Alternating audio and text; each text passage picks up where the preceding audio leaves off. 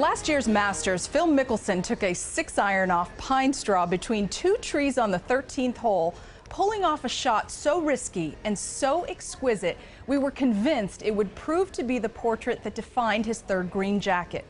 Until we saw the pictures of his wife, Amy, who hadn't been to a golf course since she was diagnosed with breast cancer 11 months before, there to greet her husband on the 18th green.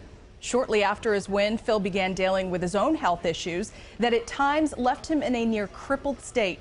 He was later diagnosed with psoriatic arthritis. Phil Mickelson joining us now on behalf of the On Course with Phil campaign, helping increase awareness of psoriatic arthritis.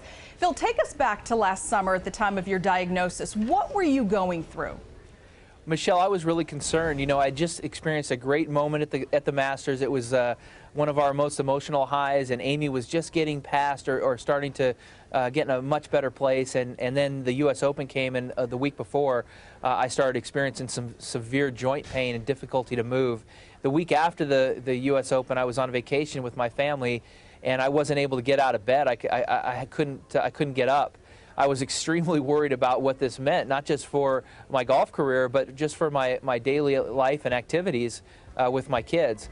I went and saw a rheumatologist, and I was diagnosed with psoriatic arthritis, which I found out is a very treatable condition. And the treatment program has been very effective for me to where I'm able to resume my daily activities as well as my workout schedule and my golf career. So I'm very excited about the prospects of 2011 because as a family, you know, we're in such a better place. Amy's doing much better. We're a year and a half in from her diagnosis, and now that my treatment program has proven to be effective to where I'm able again to get back to my regular routine, and we're really excited about 2011. Yeah, and Phil, I want to go back a few years, if you will, when you had that wrist injury, and then of course both your mother and your wife were both diagnosed with breast cancer. Last summer you were diagnosed with this arthritis. This is the first time in 3 years that you haven't had to deal with really any distress, if you will.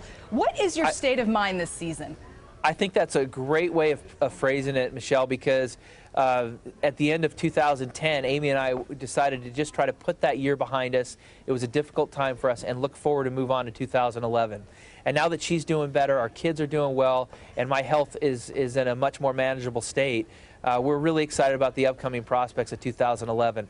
I can already tell my golf game is really coming around. My physical ball striking and short game and putting are there. But really, Michelle, the last piece for me has been a bit of a mental hurdle because I haven't been in contention for a while.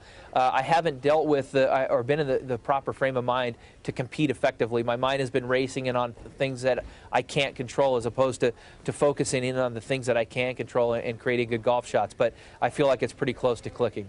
Well, Phil, you said recently that your goal is to reach 50 wins on the PGA Tour, and only 7 golfers have done that. And being in this frame of mind, how confident are you that you can attain that goal?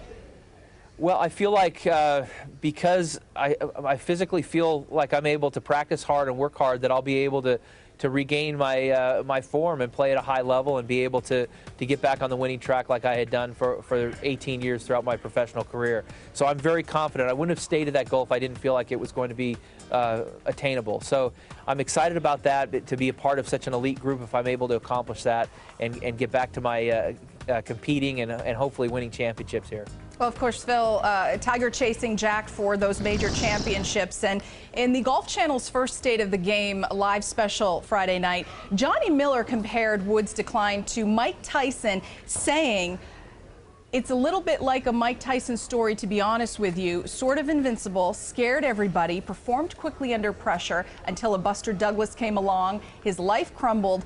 I'm curious, where we talk so much about the state of the game when Tiger's not winning and Tiger's not doing well, is that a fair comparison to be making right now? That's not one I would make, but I certainly respect Johnny's opinion about things. He's a very credible analyst and been a big part of the game and had great success.